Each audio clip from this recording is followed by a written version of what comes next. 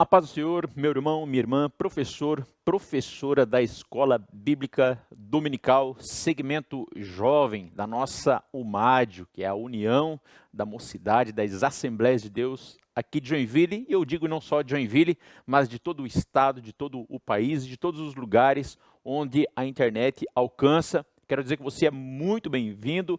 Eu sou Valdir Floriano, presbítero da igreja da Assembleia de Deus aqui da cidade de Joinville. E a aula de hoje é a aula de número 10, a aula que vai ser ministrada no dia 8 de março de 2026.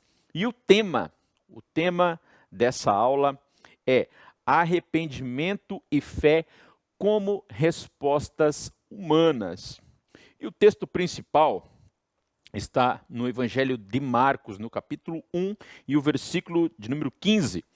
Diz assim: o tempo está cumprido e o reino de Deus está próximo.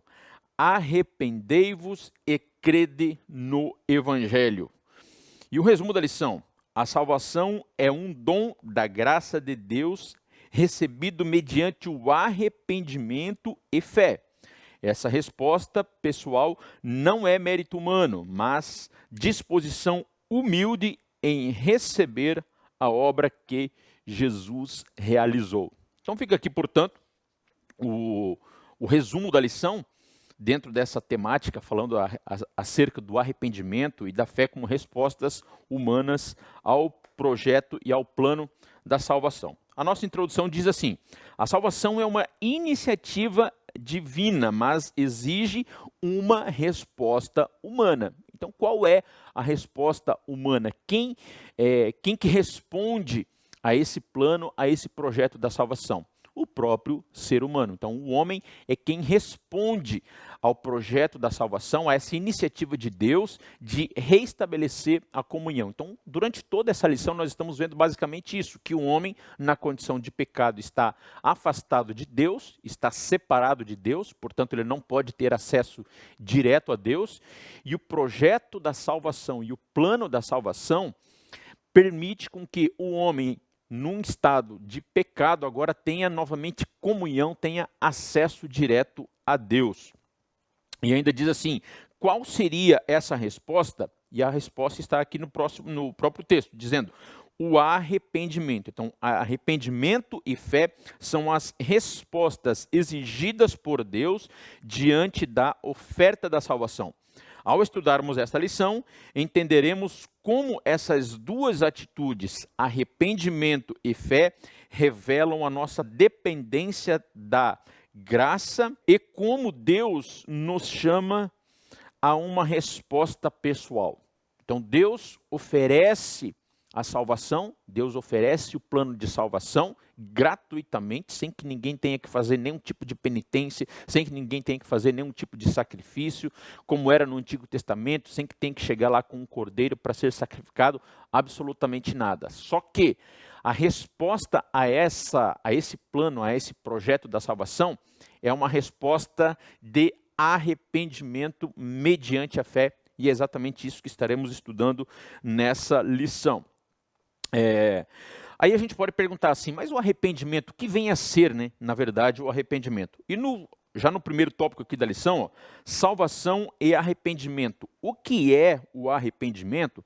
A palavra arrependimento vem de uma expressão grega, né, que é metanoia, ou seja, que é mudança de mentalidade. E eu fiz aqui um diagrama, né, um fluxograma, de como que ocorre o processo de arrependimento até que uma pessoa, até que um indivíduo venha entregar a sua vida a Jesus. E aqui isso aqui fica a título já de sugestão, tá, professor? Para você poder utilizar aí. Então você pode colocar aí como se fosse assim um mapinha mental, aí com os seus alunos, dizendo o seguinte, ó: a palavra de Deus é pregada.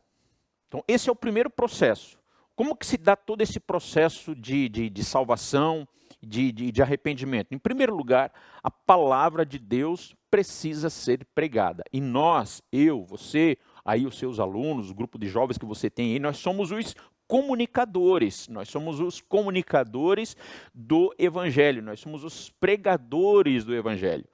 Então, Em primeiro lugar, primeiro de tudo, você coloca aí, a palavra de Deus é pregada, ou o evangelho é pregado. E daí na sequência tem assim, ó, o pecador é confrontado com a palavra do evangelho. Aí você pode me dizer assim, tá, mas a palavra de Deus não significa as boas novas? Sim, meu irmão, mas as pessoas precisam entender que essas boas novas é exatamente o plano de Deus, o plano da salvação elaborado por Deus, arquitetado e planejado na eternidade, oferecido ao homem. E esse evangelho, que é a boa nova, ele consiste em um confronto da atitude do comportamento humano em relação à sua prática pecaminosa. O pecado é isso aí. E a boa nova do evangelho é que, embora o homem esteja num estado de pecaminosidade, o homem seja pecador, existe a possibilidade desse homem alcançar salvação e alcançar a reconciliação novamente com Deus. É nisso que consiste a boa nova. Mas o evangelho, o cerne do evangelho, é uma palavra que confronta o homem na sua prática de pecado para que ele venha se arrepender. Então essa dinâmica, esse processo do arrependimento vai consistir, em primeiro lugar, a palavra de Deus pregada. O pecador é confrontado com a palavra de Deus, e quando ele é confrontado na sua prática, ele é confrontado pela palavra de Deus, então acontece aí a chamada metanoia. Então, no primeiro lugar, acontece a metanoia, onde ele tem uma mudança de mentalidade. Mas o que faz com que as pessoas mudem de mentalidade? Quando elas compreendem alguma coisa, e quando elas compreendem que alguma coisa é diferente daquilo que elas pensavam antes. Então, por isso que você vai encontrar a palavra meta, que é mudança, que é transformação, e você vai encontrar noia, que é mente, onde você vai perceber que a mente da pessoa muda. Em que circunstância que essa mentalidade muda? Quando ela entende que aquilo que ela pensava antes estava errado, estava equivocado, e agora ela entende que ela precisa ter um novo comportamento, uma nova atitude. Então ocorreu ali uma mudança de mentalidade. Por exemplo, você vai encontrar com muitas pessoas que não são cristãs, muitos jovens que não são crentes, que acham que eles não fazem nada de errado. Não, eu não faço nada de errado, eu não roubo, eu não mato, eu não faço nada de errado. Só que existe um engano aí nesse tipo de mentalidade, nessa concepção. Porque o maior pecado do ser humano é o orgulho e é rejeitar o projeto, rejeitar o evangelho, rejeitar a palavra de Deus. Esse é o maior pecado do ser humano. Então as pessoas vivem, e quando ele é confrontado com a palavra de Deus, ele passa a entender que é sim um pecador. Então ele muda de mentalidade, ele passa agora a ter um entendimento. Uma pessoa que ouve a palavra de Deus, que vai até uma igreja, ou que é evangelizada por alguém, ou que é discipulada, ele só tem duas decisões que ele pode tomar no final desse processo. Primeiro, é aceitar a Cristo, reconhecer que é um pecador, se arrepender e aceitar Jesus como seu único e suficiente Salvador, ou endurecer o seu coração e continuar vivendo lá a sua vida. Só que tudo que ele vai fazer, tudo que ele passa a fazer depois que ele ouve a palavra, depois que ele ouve o evangelho, começa a gerar uma certa inquietação. Tudo que ele vai fazer, ele começa, pois é, agora eu ouvi aquela palavra, será que isso que eu estou fazendo é certo? Será que é errado? Será que isso que eu estou fazendo não entristece a Deus? Então, essa mudança de mentalidade vai acontecer exatamente porque as pessoas acham que estão fazendo as coisas certas, mas na verdade elas estão fazendo as coisas erradas, coisas que as afastam de Deus. E quando elas são confrontadas com o evangelho, elas têm esse start, há uma mudança de mentalidade, elas passam a entender algo que até então elas não compreendiam, elas passam a ter esse entendimento, elas passam a tomar consciência das suas ações, do seu comportamento e da sua condição em relação a Deus. E em segundo lugar, vem um sentimento de tristeza. Essas pessoas ficam tristes, elas passam a ficar tristes por quê? Porque elas são compungidas, né? elas são confrontadas com a palavra de Deus, e quando elas tomam consciência de que as suas atitudes afrontam a santidade de Deus, elas passam a estar num estado de tristeza. Mas por quê? Porque elas sabem que as suas ações, os seus pecados entristecem a Deus, afrontam a santidade de Deus. E é por isso que elas passam agora a estar num estado de tristeza. E no final das contas, esse aí é o grande mal da humanidade. Aí a gente fala assim, mas hoje as grandes doenças, né, os grandes males da humanidade, nós vamos aí se deparar com a depressão, com a angústia, com as crises de ansiedade que assolam a humanidade, mas isso nada mais é do que o quê? A falta de Deus na vida dessas pessoas. Porque inconscientemente, lá no espírito e no íntimo dessas pessoas, elas sabem que as suas ações afrontam a Deus, afrontam a santidade de Deus e são contrárias ao propósito de Deus para com a humanidade, e por isso elas vivem num estado permanente de tristeza. E essa tristeza só pode ser revertida mediante a aceitação, mediante o arrependimento e a aceitação do Evangelho. Então, em terceiro lugar aqui, estou falando aqui, do processo do arrependimento. Então, começa pela palavra pregada, o pecador é confrontado. Então, isso aqui, aí, diante disso, aí vai acontecer algumas coisas, né? Então, em primeiro lugar, vai acontecer a metanoia, que é a mudança da mentalidade, a tristeza, que é a tomada de consciência de que as ações que esse indivíduo tem afrontam a santidade de Deus, e, em terceiro lugar, vem a aversão. Ou seja, agora tudo que aquela pessoa faz, quando ela compreende que as suas ações entristecem a Deus, por exemplo, se essa pessoa vive no vício, ela vai querer se afastar desse vício. Se ela entende que as suas ações, a prostituição, o adultério, entristece, quando ela entende isso, ela vai criar um certo nojo, uma certa aversão, ela vai querer se afastar disso, por mais que pelas suas próprias forças ela não vá conseguir. Mas com a graça de Deus, se essa pessoa de fato se arrepende e entrega a sua vida a Jesus, ela passa a conseguir isso. Mas ela vai sentir uma aversão de tudo aquilo que ela fazia. Então ela vai começar a sentir nojo, ela não vai querer mais mentir, ela não vai querer mais fazer as coisas que ela fazia. Então isso aí está dentro do processo ainda.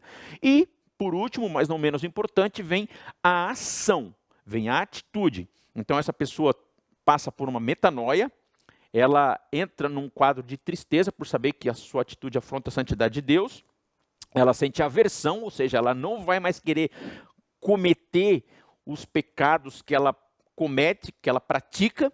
E em quarto lugar vem a atitude, vem a ação. E que ação é essa?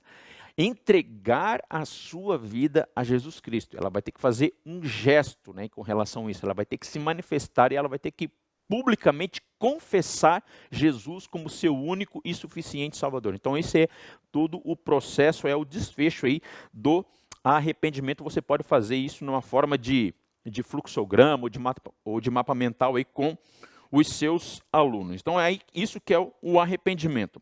Agora, o segundo subtópico diz assim, o arrependimento é obra do Espírito Santo. Agora veja que interessante. O ser humano por si só, ele é capaz de produzir arrependimento? Sim. O ser humano, em algumas ações, de repente ali no seu convívio, no trabalho, nos seus relacionamentos, ele faz coisas das quais ele se arrepende. Só que assim, como o ser humano é a imagem e a semelhança de Deus, ele pode produzir esse arrependimento como resultado da sua própria natureza ou como resultado da imagem e da semelhança de Deus que está presente nesse ser humano. Agora, arrependimento para reconhecer o seu estado de pecaminosidade, isso é obra exclusiva de Deus, é obra exclusiva do Espírito Santo, pois é o Espírito Santo o Consolador, o Espírito Santo é o Paráclito, o Espírito Santo é o advogado, e é ele quem convence o homem do pecado, da justiça e do juízo. Então essa obra do arrependimento, esse processo do arrependimento, é obra exclusiva do Espírito Santo. Aí até eu destaquei aqui, é ele quem atua nos pensamentos. Então de que forma que ele vai atuar nos pensamentos? Quando essa pessoa ouviu a palavra.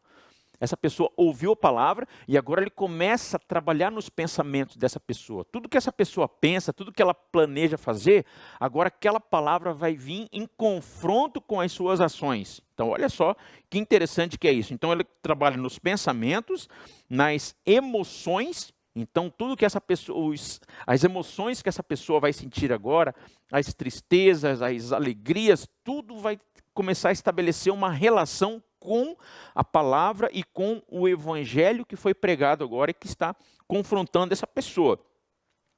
E também na vontade, no desejo. É o Espírito Santo, portanto, que vai produzir o desejo na pessoa de entregar a sua vida a Jesus. Então veja que assim, o que o ser humano precisa fazer, o que o homem precisa fazer e o que o indivíduo precisa fazer é a ação de verdadeiramente se arrepender e fazer uma entrega a Cristo, entregar a sua vida a Cristo. E daí, para que ele consiga fazer tudo isso, entregar a sua vida para Cristo, reconhecer que é de fato um pecador e totalmente dependente da graça de Deus, o nome que se dá para isso é arrependimento. E aqui na sequência, ainda nós vamos encontrar aqui, o arrependimento por si só não salva, mas é uma condição para receber Jesus como único e suficiente Salvador. Pedro declarou: arrependei-vos, pois, e convertei-vos. Então veja que o arrependimento vem antes e depois a conversão. Por quê? Você se arrepende, você reconhece, você tem uma metanoia, você fica triste, você cria um nojo, né, uma aversão, você toma uma atitude e depois disso vem a conversão. Ou seja, é uma virada de 180 graus, onde você está caminhando numa direção e você passa a caminhar para outra agora. Por quê? Porque você teve o entendimento, você teve a compreensão. E diante, né, diante desse arrependimento, onde a Bíblia diz assim, se hoje, em Hebreus 3, 7, 8, se hoje, pois, ouvirdes a voz do Senhor, não endureçais o vosso coração. Então, quando uma pessoa ouve a palavra de Deus, quando ela é confrontada com a palavra de Deus, duas coisas podem acontecer. Primeiro, é ela receber essa palavra, ela pode receber a palavra, ouvir a palavra, receber a palavra, se converter, entregar a sua vida a Jesus. E a outra, o que é?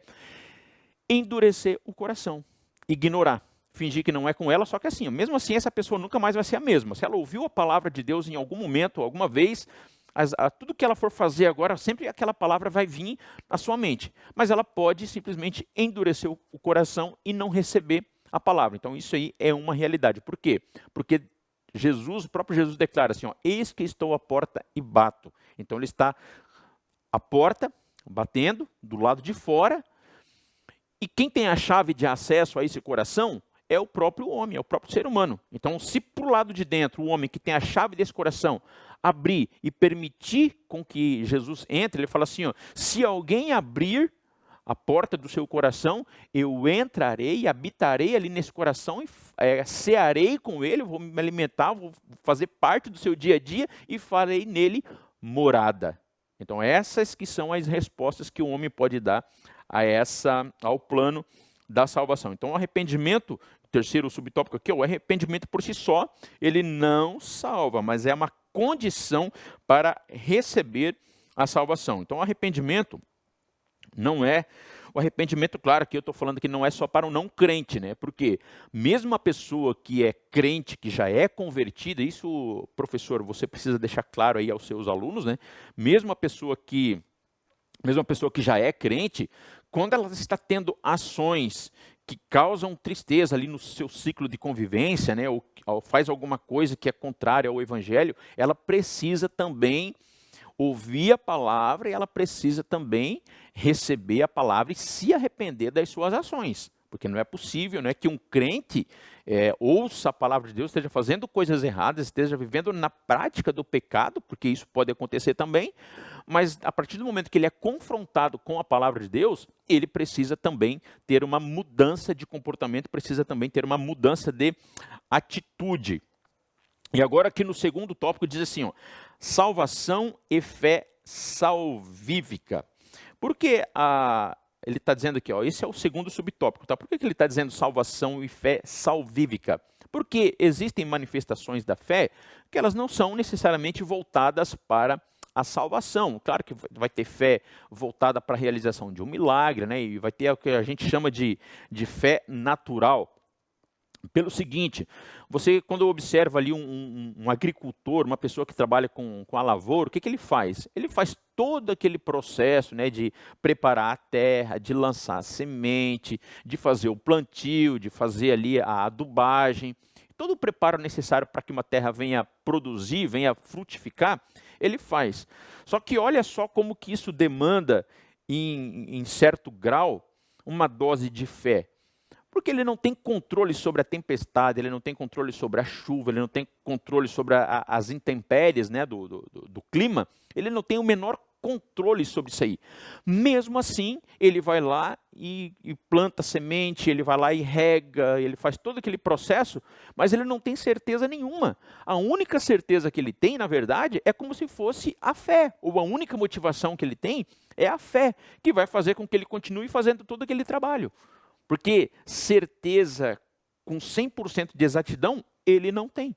Mas ele faz como se ele já estivesse visualizando, vendo, enxergando a colheita, enxergando o resultado de todo aquele trabalho que ele está fazendo. Então, que nome que nós poderíamos dar para isso? A não ser a fé. Então ele exige ali uma certa fé, mas essa fé é algo natural. Ainda que essa fé também seja dada por Deus. É onde a gente chama a fé natural, é a fé que está inserida, a fé que está dentro do ser humano. Então, em menor ou em maior grau, o ser humano acaba, de alguma forma, manifestando fé no seu dia a dia, dentro daquilo que ele faz. Só que aqui está dizendo assim, ó, fé salvífica. Então, o primeiro subtópico diz assim, ó, fé como confiança e entrega. Essa fé que faz com que o homem acredite em Deus, que faz com que o homem confie que Deus é perdoador dos pecados, que Deus tem um plano de salvação que é para perdoar os pecados. Então, essa manifestação de fé é obra exclusiva do Espírito Santo. Onde a Bíblia diz, em Efésios 2:8, ó, a salvação é pela fé. Ela não vem de vós, é dom de Deus, ou seja, é uma graça de Deus, é um presente de Deus que é produzida dentro, ou que esse presente é produzido ali dentro do homem, essa graça de Deus é produzida dentro do homem para que ele venha manifestar fé, para acreditar em Deus e entregar a sua vida a Deus. Então, mesmo essa fé é produzida por Deus. Então, tem a fé que é exclusiva para a salvação, e a fé geral, a fé natural, a fé que está presente dentro do homem para que ele faça o que quer que seja. Mas ele também faz isso movido pela fé. Agora, a fé que gera salvação é obra do Espírito Santo dentro do ser humano para que ele venha aceitar, que ele venha receber e acreditar no projeto e no plano da salvação. Aqui, ó, aí o autor aqui destaca, né? Então, crer nesse contexto é entregar-se totalmente ao senhorio de Cristo. Então, não é crer em qualquer coisa, não. É exclusivamente entregar-se ao senhorio de Cristo.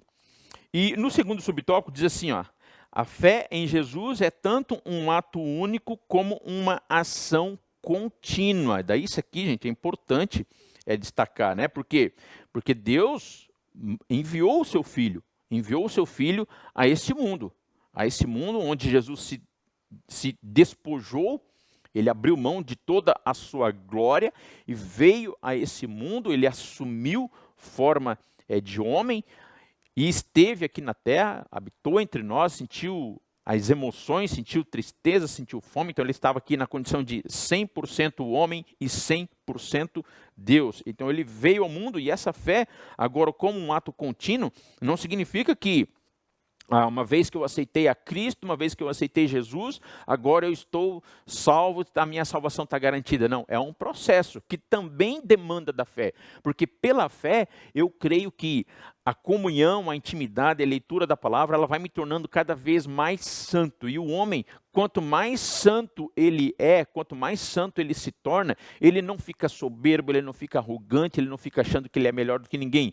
Ele simplesmente se acha cada vez mais indigno, mais não merecedor da graça divina, e ele cada vez mais se propõe, se coloca à disposição para buscar mais a santidade. Então, a santidade não causa orgulho, não causa vaidade, não causa soberba no ser humano. Pelo contrário, ela o faz Ela faz com que esse homem se perceba cada vez mais miserável e mais necessitado da graça e da justiça e da presença de Deus. Então esse é o trabalho que a fé, por isso que está dizendo assim, ó, que a fé é um processo contínuo e dinâmico.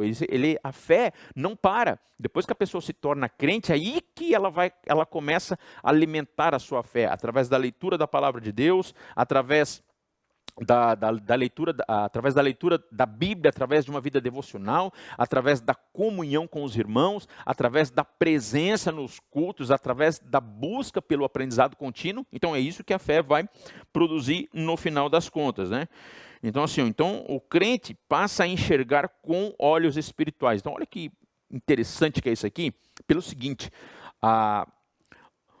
depois que uma pessoa aceita Jesus, ele passa a não enxergar mais o mundo assim na sua esfera simplesmente ou puramente física. Ele começa a enxergar as coisas que acontecem no mundo espiritual, pois o próprio apóstolo Paulo nos declara, né, lá em Efésios, no capítulo 6, a partir do versículo 10, irmãos, a nossa luta não é contra a carne e o sangue, sim contra os principados, contra as potestades, contra os príncipes das trevas desse século, contra as hostes espirituais da maldade nos lugares celestiais. Então ele começa a perceber que existe esse ambiente físico, material, mas existe um ambiente que transcende a esse ambiente físico e material, que é o ambiente espiritual. E ele começa a perceber, ele começa a ter esse discernimento. E isso acontece também mediante a fé. Então essa fé contínua, ele não enxerga mais o mundo como as pessoas enxergam, ele começa a enxergar o que está por trás. Então por isso que esse homem, esse crente vai começar a produzir o fruto do Espírito Santo. Por quê? Porque agora ele vai ter discernimento, ele vai ter mansidão, ele vai ter temperança. Porque quando uma pessoa o afronta em razão da sua fé, ele entende que aquilo ali não é um ataque proveniente diretamente daquela pessoa, mas sim de uma ação maligna que está por trás, usando aquela pessoa para tentar minar a sua fé, para tentar fazer cair da sua fé. Mas ele, com discernimento espiritual, ele passa a ter as suas armas, ele passa ali a usar as suas defesas espirituais e repreender no nome de Jesus, com autoridade, no poder da palavra de Deus. Então a fé dinâmica nesse sentido, vai fazer com que esse indivíduo agora enxergue as coisas tudo pela fé. Ele começa a enxergar o sobrenatural. Não só o sobrenatural positivo, das coisas boas que acontecem, dos livramentos que Deus nos dá, mas também das coisas ruins que estão operando e como a mão do Senhor, como o anjo do Senhor opera também para proteger e guardar a vida desse crente.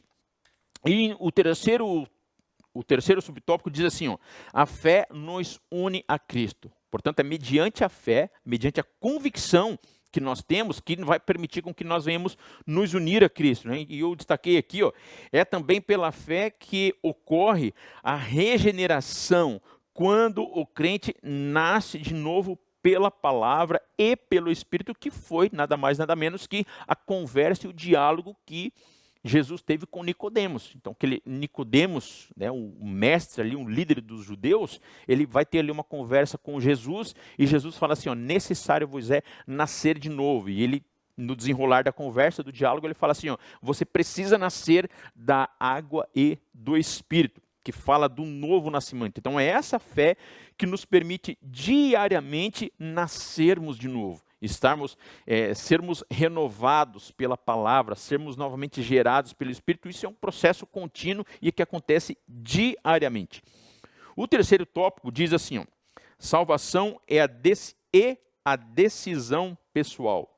E o primeiro subtópico diz, Deus oferece e o homem responde.